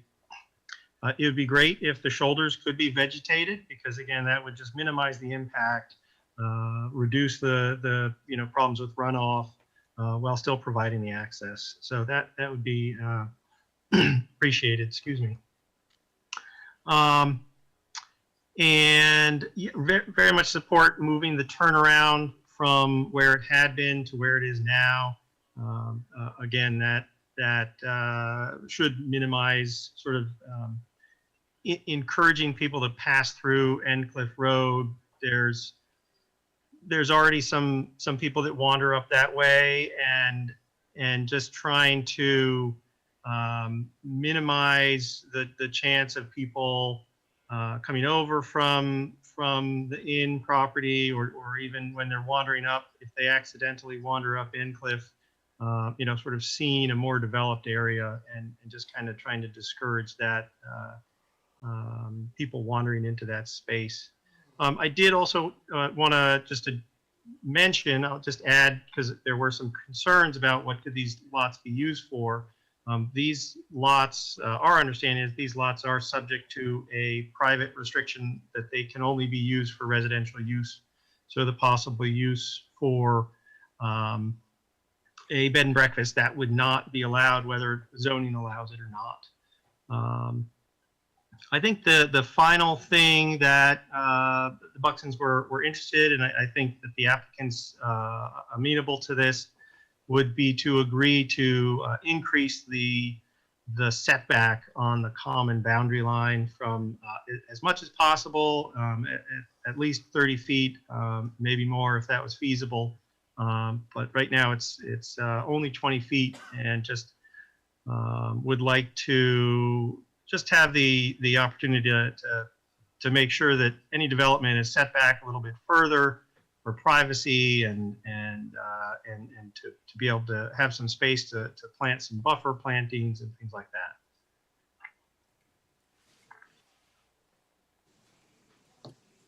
So I can respond to some of those. We have been talking with Nathan, and we will be increasing the buffer on lot, I'm going to call lot 2, 2B.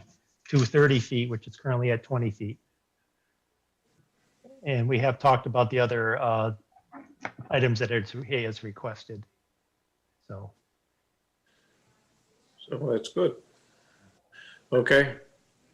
So are you done, Mr. Baker? Yes, I am. I mean, I just really want to stress that trying to avoid any blasting, if at all possible here, just because it's so disruptive and damaging to the abutting properties as well. But yes, other than that, I am all set and appreciate the opportunity to talk with you tonight and wish you a good night. Thank you very much. Okay, is that it for raised hands? That's it. I see no more blue hands. That is the best public hearing we've had since we've gone Zoom. Wow. Really is. I mean, you know, it's like the first public hearing we actually have had as a public hearing. Vigorous. Wow. So anyway, I want to talk a little bit about where we go from here. This is a preliminary request, and the next step, if the board would be the board to approve it with we would write up a letter. I would ask Ed help me write the letter, basically, that says we're good and you've agreed to do the following A, B, C, D, E, F, and agreed to work with our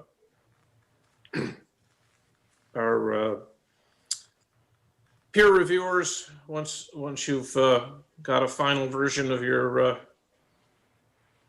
stormwater and such. So I don't know if I guess at this point I think we've had a very good public hearing. I don't think we need to have a second one for this. There will be another public hearing when we get the final plan.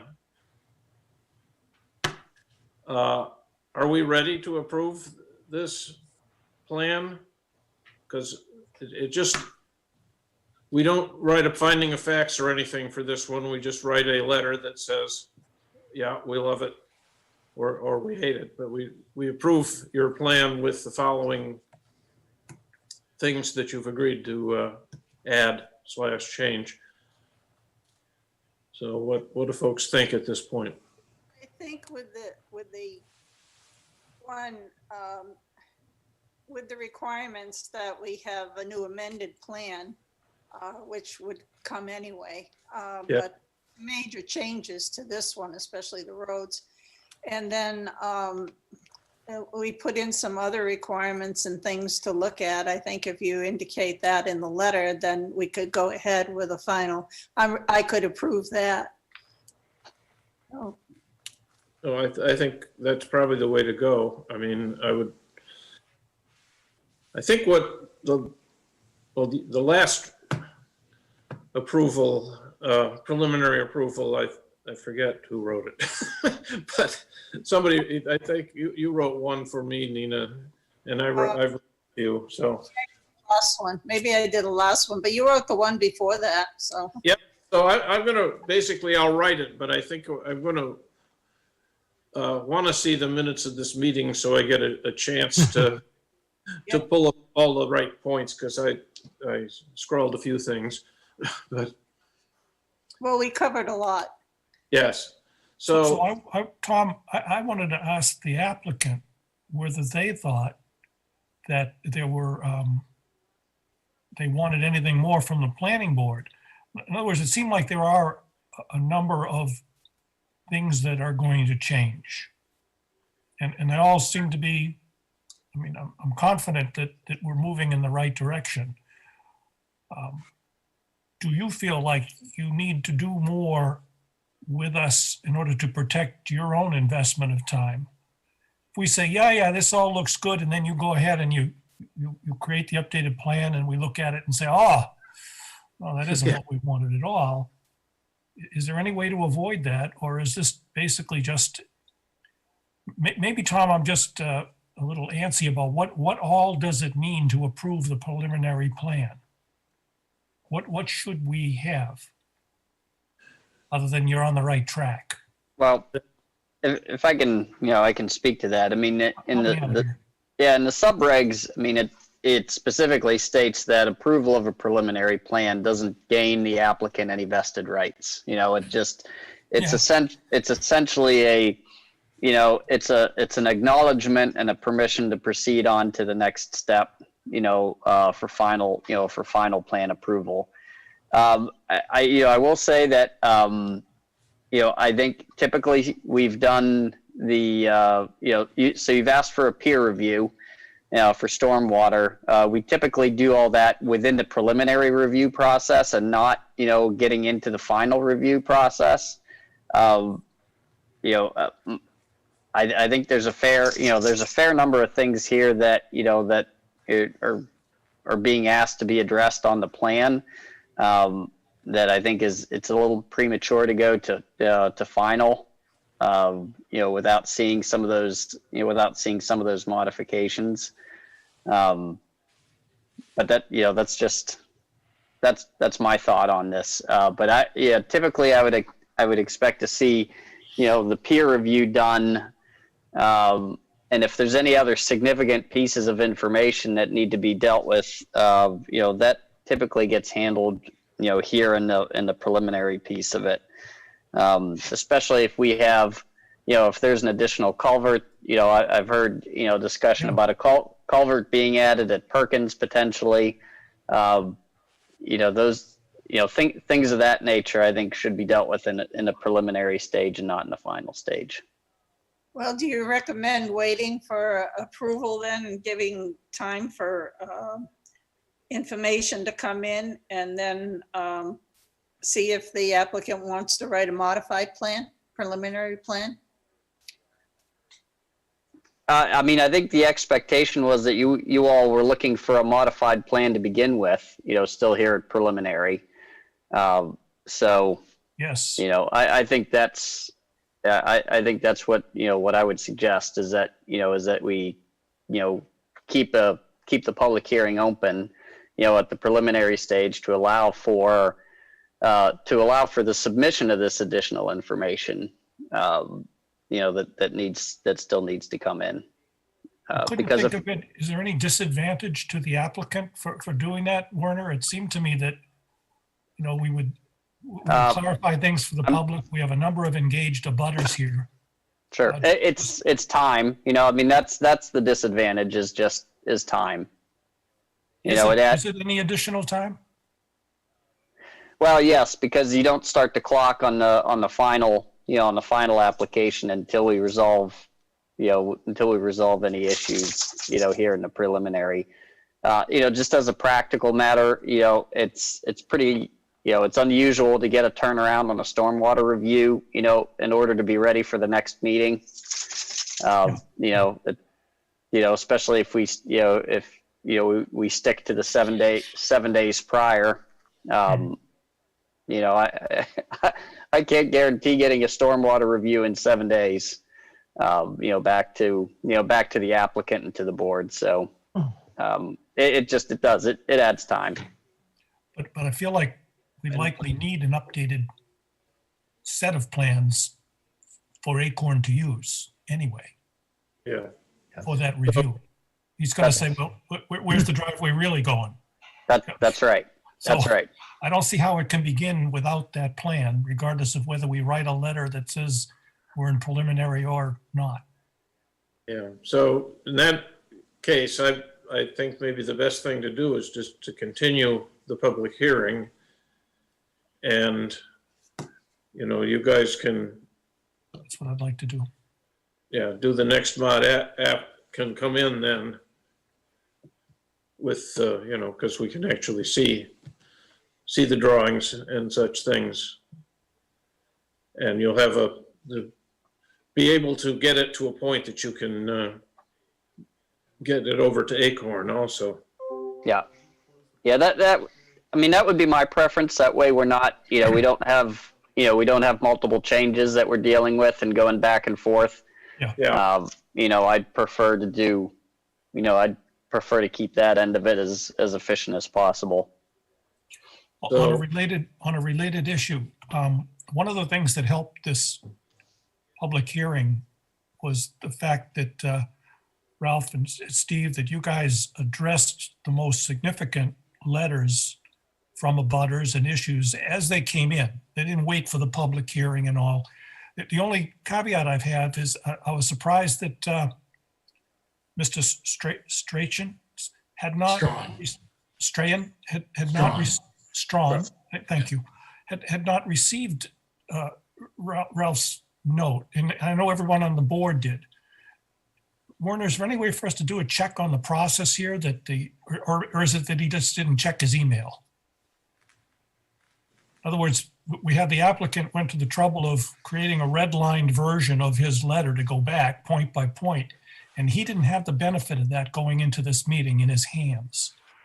Sure. Yeah. No, I'll check in with Lisa on that piece of it. It could very well have gone out, but you can't put a guarantee on these things. But yeah, I mean, it also didn't meet the 7 days. Understood. Right. But we're talking here about trying to get the benefit of an updated set of plans, but still trying to keep the process expedited. If in the course of doing this, we can do that, it'd be great. Yeah. Yeah. And since Tom brought up the 7 day, the 7 day requirement, again, like,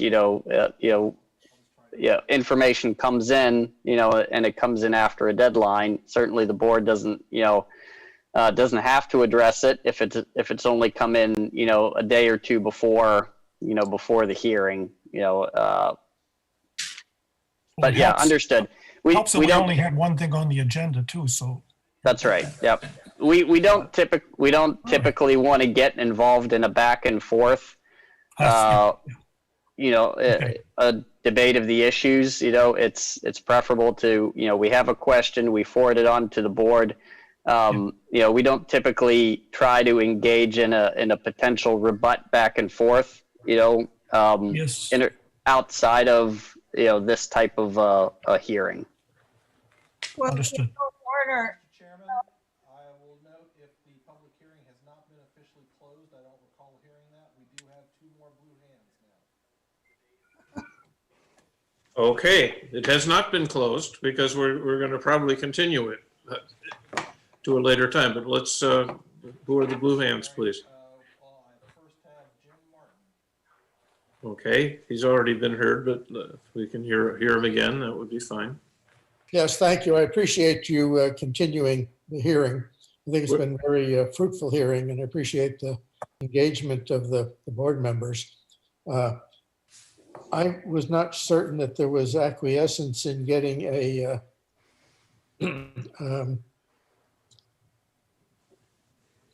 for the significant vernal pool, for getting the developed area chart and the full chart, so we can see how much is being developed. I think that's a critical issue. Yep, we did get that. We'll add that. Thank you. That's all I have. Thank you very much. Okay, so what we're going to do, and I don't know if this will affect the other blue hand, but we're going to continue the public hearing to a later date to give the applicant a chance to do all of the different things we talked about tonight and get them out so that we can get our peer reviewers looking at it and such. So that, but we're leaving it as the preliminary plan. Then once we get their applications, we will reopen the public hearing at that point and continue talking. Eventually, if we all eventually agree with this as a preliminary plan, then there is another process, a further town process to make an extra, to have a final version of the plan, which is then goes through the same process again with public hearing and such. So anyway, is there still a raised hand there? The other hand is the aforementioned and previously spoken Mr. Strahan. Okay. And just a point of procedure. I think what you want to do this evening is just keep the public hearing open. Yes.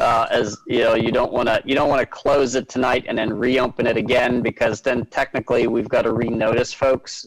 So at this point we just keep the hearing open, until you're satisfied, that you have all the information and that all the abutters have been adequately heard. Yes. I just want to answer Mr. Francis's question that no, I did not get notification of that. And and also taking into consideration the holiday period as well. I got that in as quickly as I could. So I apologize for the time delay, but I think it was still, I appreciate it being accepted and read and submitted. Well, okay. I'd like to make a couple of comments on that. In the past, we've made a 7-day rule with things like engineering reports and attorneys' opinions and waiting for something like that to come in so that the public can review it all. But when we get abutters letters, we try to bend over backwards to read them, even if they come in the day before. And if Ralph is making some comments on those letters, he gets them as well. I'm wondering, Werner, because we put onto the website all the documents that we have of the application and the plans, I'm wondering if we can't put up those letters there as well and just warn people ahead of time that letters from abutters and rebuttals and so forth will be there, and they ought to check the website so that they can I don't think we have to notice them of things like that, but I think it would be nice that people were forewarned to check the website of anything new that had come in. Yeah, we can talk about, what that may look like. Just, as a practical matter, I don't necessarily want to commit to saying, if we receive a letter from an abutter the day before, that it immediately gets onto the website that day. Just for practical reasons. But we've done that before in the past where we've had applications where there's been a lot of abutter letters, some in support of an application, some against an application, and often in previous cases we've just separated kind of into two, I'll call it the two camps, of letters. But we can certainly do that. We can post that information, on the website. I just don't want to commit to it being, that it shows up immediately, on the site. I would say that we'll typically commit to being able to get those things up on there within a few days. Well, we can just say, sometimes letters come in, Right. For a public hearing. We try to get them up on the website. Please check That's right. But Yep. as far as things like engineering reports or fire marshal's letters or attorney's opinions, Yep. that I think we should stick to the 7-day rule so that everybody has a chance to look them over. Yeah, no, understood. I mean, those typically, require a bit more time for the board to digest and review, and likewise for, I think for applicants to respond to. All right, so I guess we're going to continue the public hearing. So I need a motion there too. I make a motion, we continue the public hearing. Seconded. Okay, so I'm in favor, and Nina, In favor? Ed, In favor? Scott, In favor? Larry, In favor? and that's it, right? Okay. Good. So we are continuing the public hearing will be continued, and you guys kind of control, when we next see it. Yep. Yeah, so I got a lot of comments from the board. We'll make the changes and then get that into you. So, and then once Werner gets it, you can schedule the public hearing again. Thank Yeah. you, Steve. Yeah, I mean, I think, just similar to what we've been doing with the colony. It'll remain on the agenda. So I think we'll, just for scheduling purposes, we'll keep it on for the next meeting, which I think is the 20th, I believe. So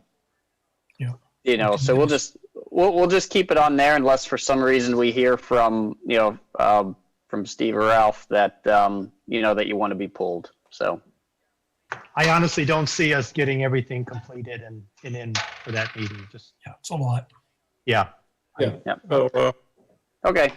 I don't think it will be a problem to, and hey, and if Colony isn't ready, maybe the next meeting is. You guys are off.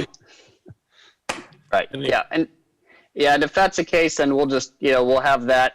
We'll just have all of those listed as continued at request of applicant. Okay. So. Okay. All right, one more motion. I'll make a motion to adjourn. I second it. And everybody's in favor. So, Aye. hey, aye, okay. Well, thank you, everybody, and Thank you. see you in 2 weeks. Happy New I'm Year, sorry everybody. And, I'm sorry we're not having the Epiphany party that I've had for the last several years. Mm-hmm. Yeah. Yeah. So we're gonna go in the other room and have an Epiphany party. We'll have a Okay. virtual toast. Yes. There you go. All right. All right. All right. Have a good See day. ya. Thank you. Bye for now. Bye-bye. Thank you.